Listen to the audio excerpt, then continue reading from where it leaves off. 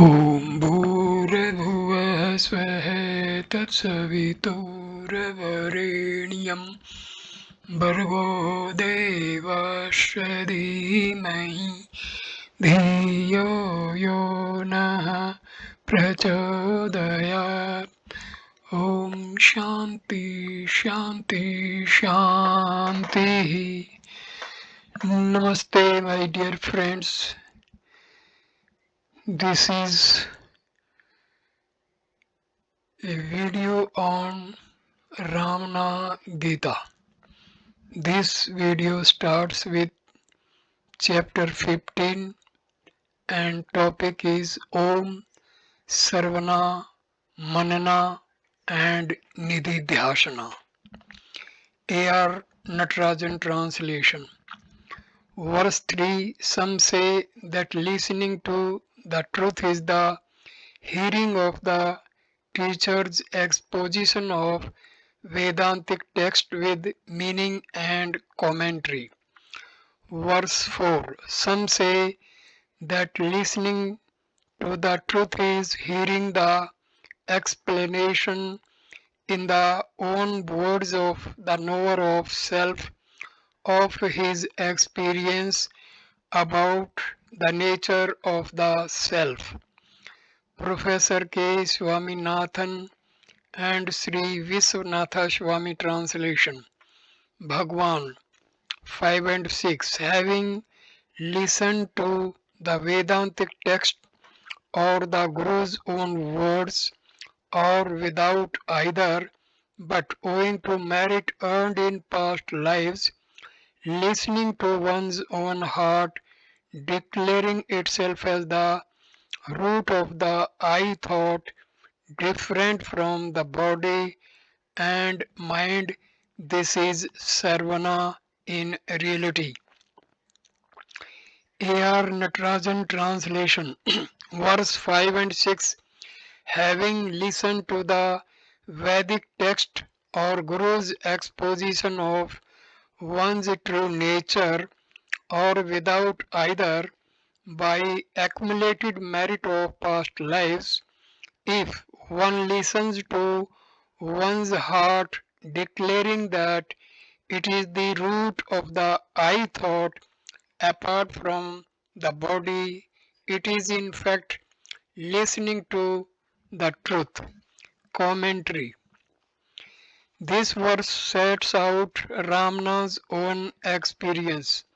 When confronted with fear of death, Ramana transcended it by being a witness to his own death and by being simultaneously aware of the full force of his personality of the I shining within the heart. Ramana's teaching that the I thought is the root of all thoughts and the heart is the base from which the mind rises is also set out in the verse itself. Listening to it, it is listening to the truth. This is an original interpretation of the Vedic text based on Ramana's own experience. Ramana Maharshi and the Path of Self-Knowledge by Arthur Osborne. Professor K. Swaminathan and Sri Viswanatha Swami translation. Bhagwan, verse 7. Manana, according to some, is inquiry into the meaning of the Shastras. In reality, it is inquiry into being the self. A.R. Natarajan translation. Verse 7. Study of the scriptures is said to be contemplation of the self. Actually, only self-inquiry is contemplation of it. Commentary. Traditionally, Dwelling on the meaning of the words in sacred text is regarded as contemplation on truth. However, self-enquiry alone is meditation on it. Ramana gives the pride of place to self-enquiry because it is the only effective means of tackling the ego. Unless ego's source is understood, self-knowledge is not possible. Hence, it is the second and essential step preceding self-abidance. Professor K. Swaminathan and Sri Viswanatha Swami translation Bhagwan verse 8. Some say that the intellectual conviction of the identity of Brahma and Atma without doubt or misunderstanding is Nididhasana. Verse 9. Mere scriptural knowledge of this identity, however free from doubt or misunderstanding, does not by itself confirm confer experience. A.R. Natarajan translation. Verse 8. Some say that the apprehension through discrimination of the identity of the individual and Brahma, free from doubt or misunderstanding, is self abidance. Commentary. The scriptures declare through sacred words like I am that, Brahma am I, the individual's identity with Brahma, a firm and unwavering conviction of this feeling of oneness of non separateness is regarded as abiding as truth. Verse 9. Even if knowledge of the scriptures is free from doubt and misunderstanding, it does not by itself confer experience. Commentary. Scriptures are guideposts, pointers of the way which a seeker has to tread to make it his own experience. Ramana Gita, chapter 15, Om Sarvana Manana Nididhyasana. Translation of Professor K. Swaminathan and Sri Viswanatha Swami Bhagwan. Verse 10. O Vasishtha, both doubt and misunderstanding are dispelled by experience alone and not by hundreds of scriptures. Verse 11. The scripture dispels the doubt and misunderstanding of one who has faith. When the faith weakens a little, they both reappear. Verse 12. O Vasishtha, it is only by experience of being that they are both eradicated once for all. Hence, firm abidance in being is termed Nididhyasana. A.R. Natarajan translation. Verse 10. Vasishtha, doubt and misunderstanding are removed by experience only and not by hundreds of scriptures. Verse 11. The scriptures dispel the doubt and misunderstanding of one with faith. When faith falters even a little, they both revive. Verse 12. Vasishtha, it is only by experience of self-abidance that they are both uprooted. For abidance in self is said to be abiding as the truth. Commentary. Since scriptural knowledge is vicarious and based on faith, it rests on uncertain foundations. If, however, one has experience of self abidance, then faith in truth becomes firm. Then all doubts cease. The means and the end are not separate since the self is ever present and the enquiry and search only enable one to discover it. Ordinarily, in all individual spiritual effort, the self and seer and seen are separate, but the self is the subject, the I, and therefore to think of it can only be to abide as it. Satdarshanam, verse 2. Translation of Professor K. Swaminathan and Sri Viswanatha Swami. Bhagwan 13. When one's mind wanders outside, my child, without firm abidance in being, even the study of hundreds of scriptures cannot confirm direct, immediate knowledge. Verse 14.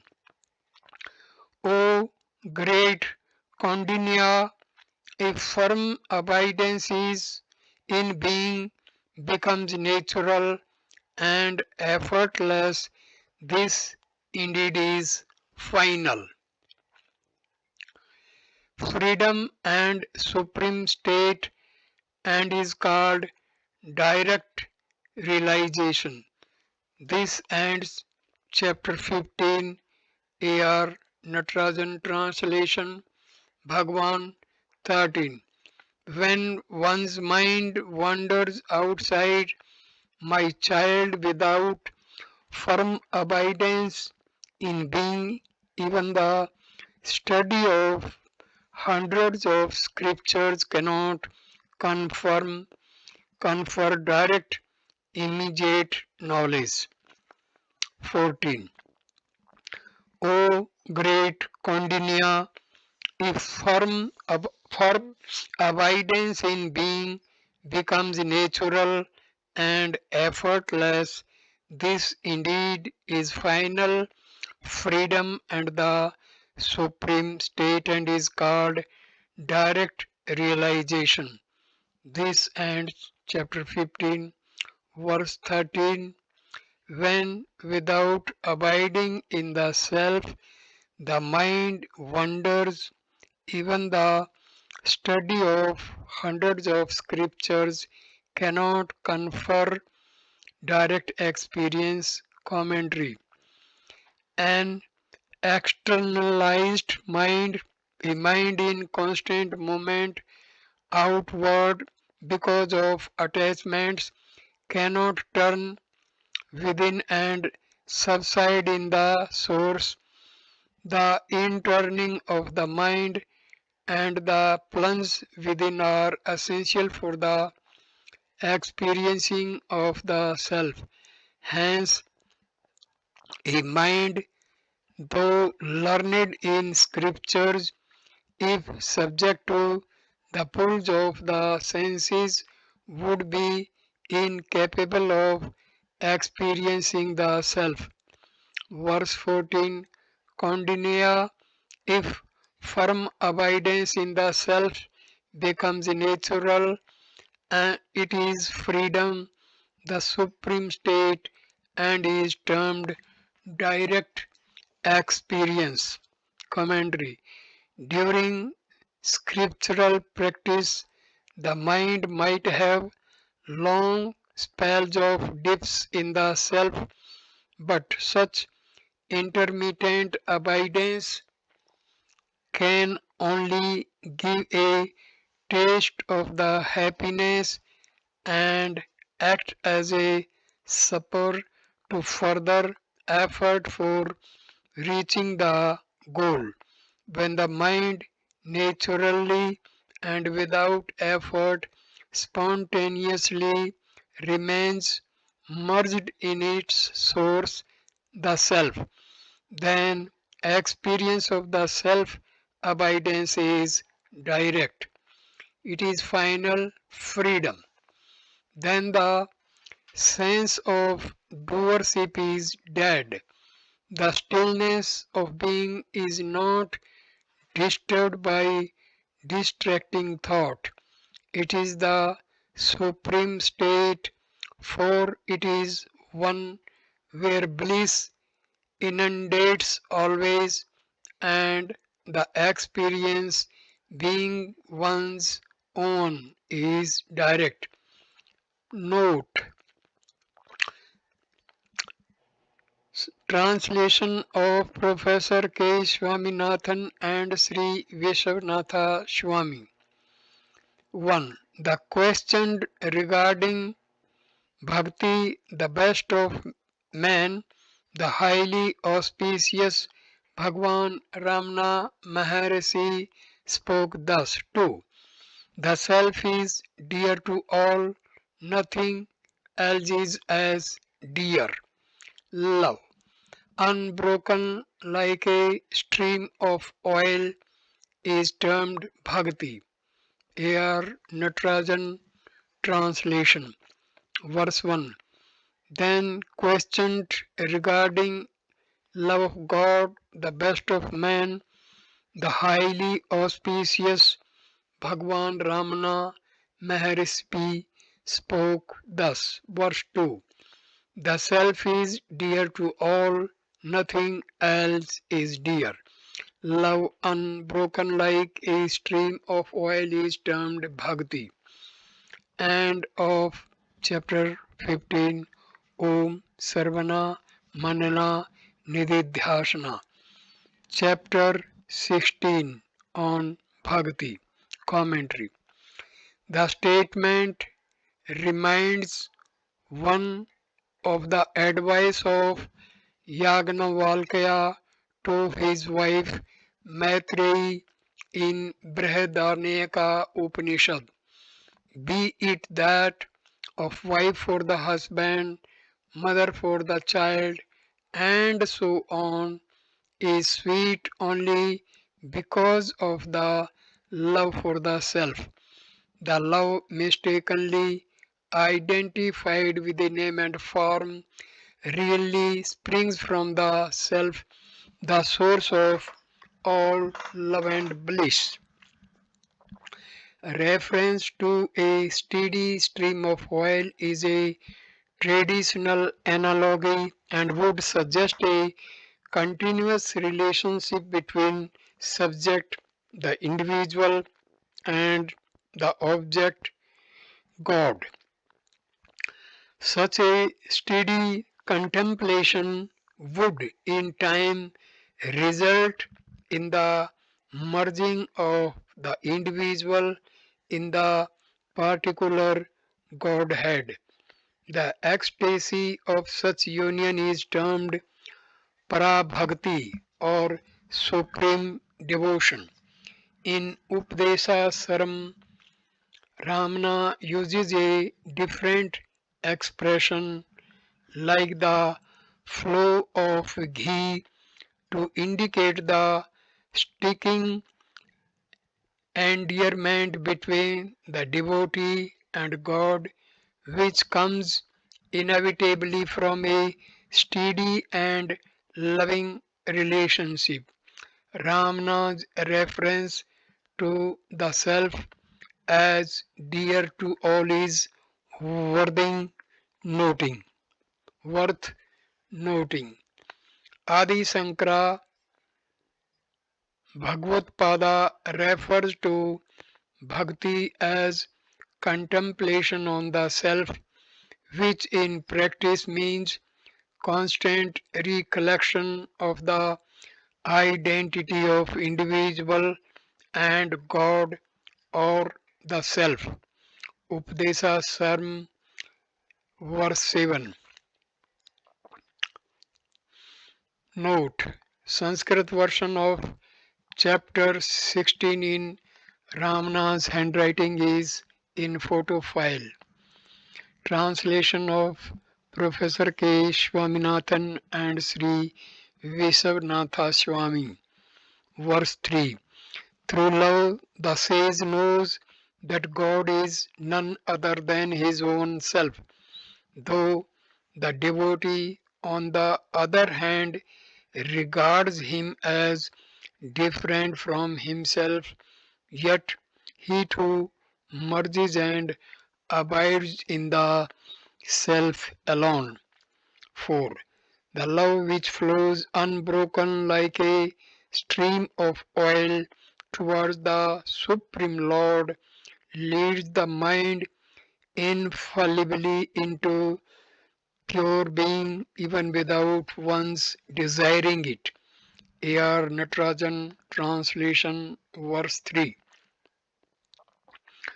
The learned one knows through love that God is not different from oneself, though the devotee regards God as apart, he merges in him and then abides as the self.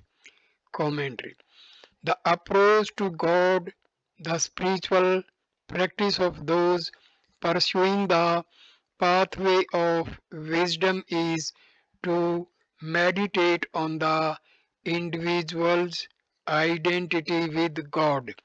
For them, I am that contemplation, the meditation on unity is the way votaries of the path of devotion begin by regarding God as the object of worship, but in the end, when through the strength of the single thought of God their devotion deepens, then they too merge in the Godhead or the Self.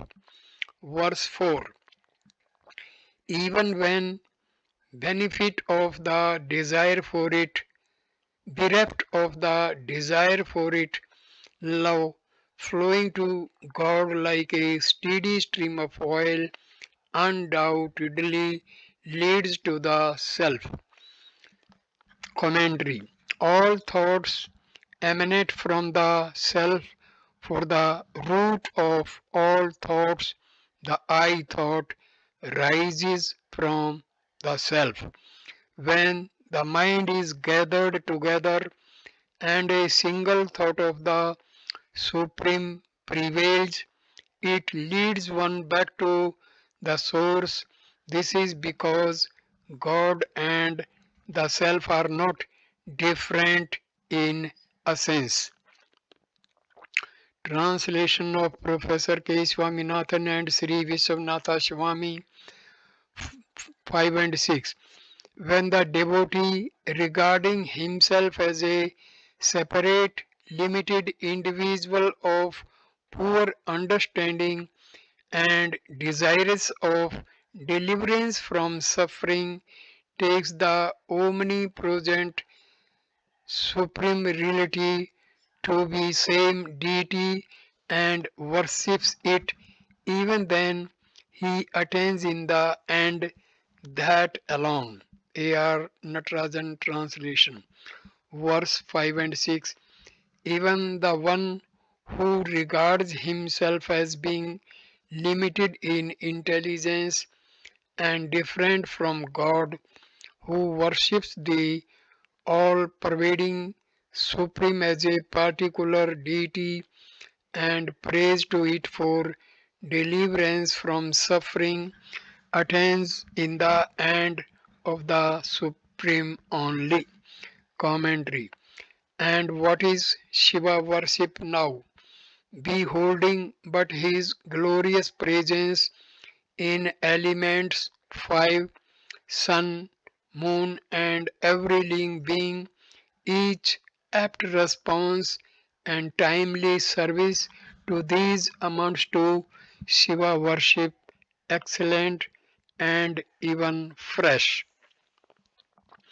But so long as one regards oneself as a particular name and form, the manifestation of the One Supreme, as all names and forms of this variegated universe is not evident. The deity is also regarded as a particular name and form.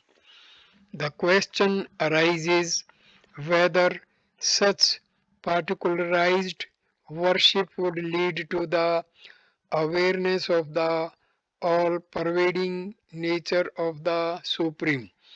The answer is yes, for the worship of Supreme in whatever name and form leads to a vision of its essence. In time, when devotion ripens, the differences cease, the devotee merges in God, the substratum of all existence.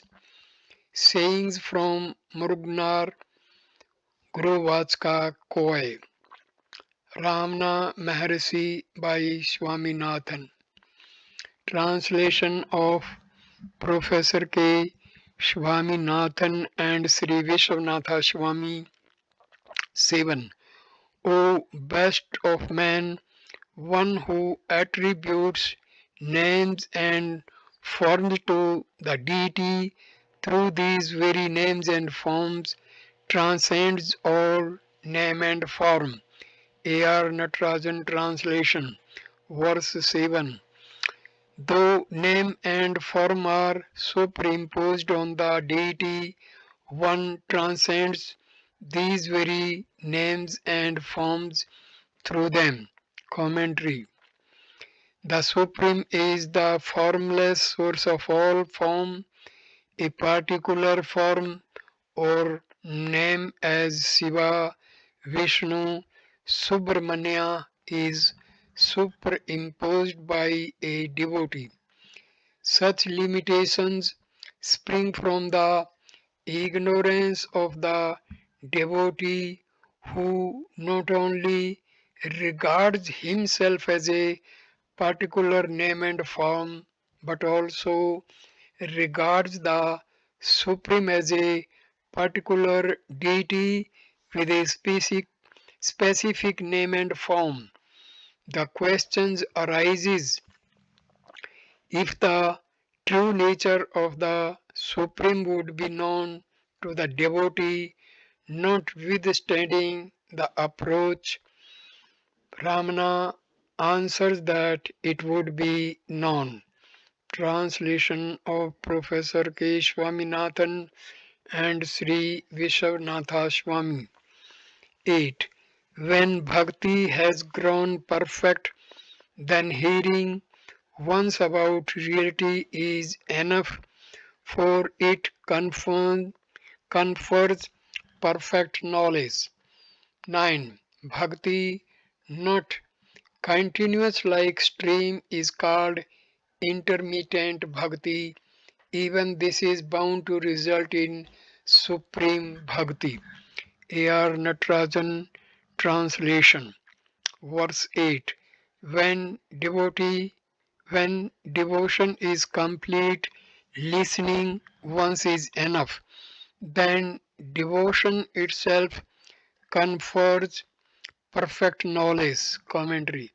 The listening, sarvana, is listening to the reality, to one's identity with the self and being that.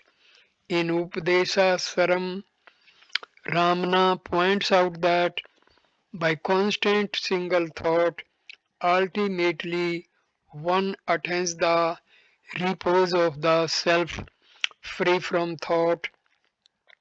He terms this as supreme devotion, for the thought of God only to the exclusion of all thoughts is really to think of self, for self and God are essentially one. Reference could be made to the earlier verses 3 and 4 of this chapter, where it has been pointed out that even without desiring it, the devotee ultimately merges in and abides as the self. Though the paths of devotion and knowledge are different in practice, in the end, self knowledge alone must result, but pursuit of either path. Updesa Sarm, verse 9. Verse 9: When devotion does not flow like a stream of oil, it termed intermittent devotion, but it is certain to be the cause of supreme devotion. Commentary: Even though contemplation of God is not steady but only off and on, it is still called devotion. Why? This is because it leads to intense devotion, to uninterrupted meditation on God. Though single minded devotion, like that of the steady flow of a stream, is superior to broken devotion, yet the latter is bound to lead one to the highest form of devotion. Translation of Professor K. Swaminathan and Sri Viswanatha Swami. 8. When bhakti has grown perfect, then hearing once about reality is enough, for it confers perfect knowledge. 9. Bhakti, not continuous like a stream, is called intermittent bhakti. Even this is bound to result in supreme bhakti. A.R. Natarajan translation, verse 8. When devotion is complete, listening once is enough, then devotion itself confers perfect knowledge. Commentary: The listening, Sarvana, is listening to the reality, to one's identity with the self and being that. In Updesa Saram, Ramana points out that by constant single thought, ultimately one attains the repose of the self, free from thought. He terms this as supreme devotion, for the thought of God only, to the exclusion of all thoughts, is really to think of self, for self and God are essentially one. Reference could be made to the earlier verses 3 and 4 of this chapter, where it has been pointed out that even without desiring it, the devotee ultimately merges in and abides as the self. Though the paths of devotion and knowledge are different in practice, in the end, self knowledge alone must result, but pursuit of either path. Updesa Sarm, verse 9. Verse 9: When devotion does not flow like a stream of oil, it is termed intermittent devotion, but it is certain to be the cause of supreme devotion. Commentary: Even though contemplation of God is not steady but only off and on, it is still called devotion. Why? This is because it leads to intense devotion, to uninterrupted meditation on God, though single minded devotion like that of the steady flow of a stream is superior to broken devotion, yet the latter is bound to lead one to the highest form of devotion. Translation of Professor K. Swaminathan and Sri Vishwanatha Swami. 10. One who practices bhakti for the desires, desired and finds no fulfillment on attaining it and then again worships God for the sake of eternal happiness. 11. Bhakti, even when accompanied by desire, does not cease with the achievement of the desire. Faith in the Supreme Person develops and goes on increasing. 12. Growing thus, bhakti in course of time becomes perfect. By means of this perfect and supreme bhakti, even as by jnana, one crosses the ocean of becoming. This ends chapter 16. A.R. Natarajan translation. Verse 10. The devotion of one who practices it for the fulfillment of a desire does not end on its attainment. He continues to be devoted to God for attaining eternal happiness. Commentary. One who has tasted the bliss of companionship of God will seek only more of it. Initially, the dominant cause for the devotion itself is the satisfaction of desire for things of the world. Gradually, love of God for the highest, for bliss without end, takes its place.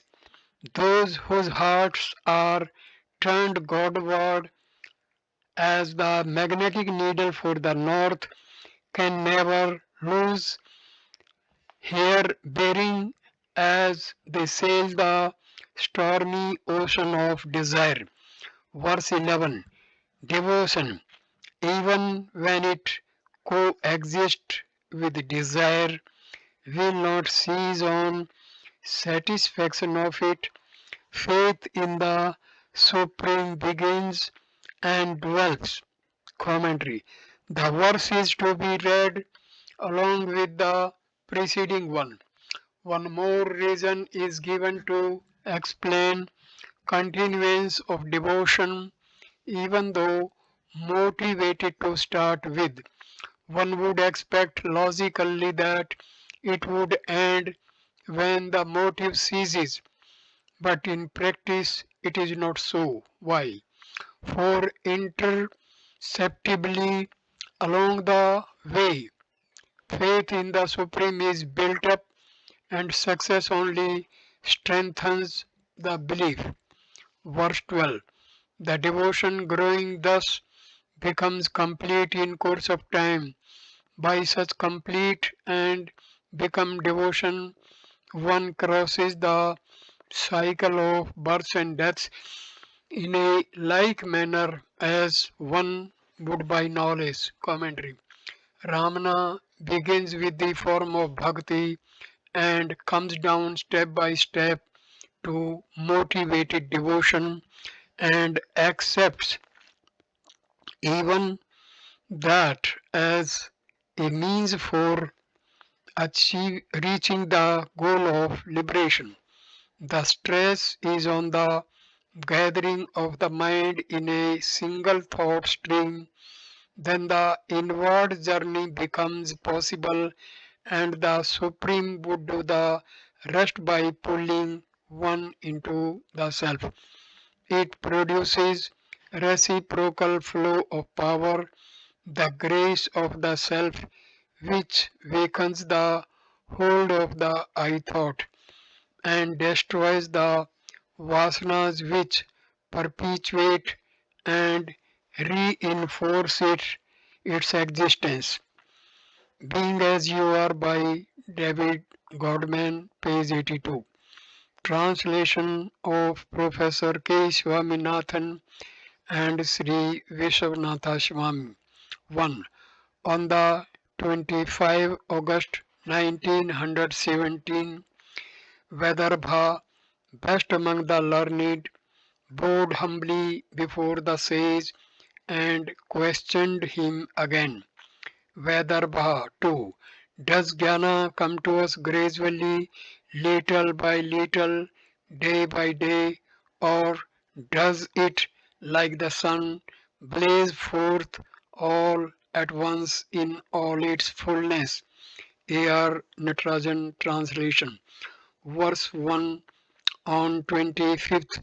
Vedarbha, the best among the learned, bowing humbly, questioned the sage again.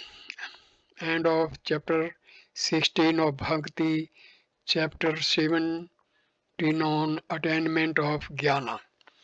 So I conclude this video at this stage. Next video will start with chapter 16 on Bhakti. Thank you for watching this video. Namaskar, my dear friends. Thank you.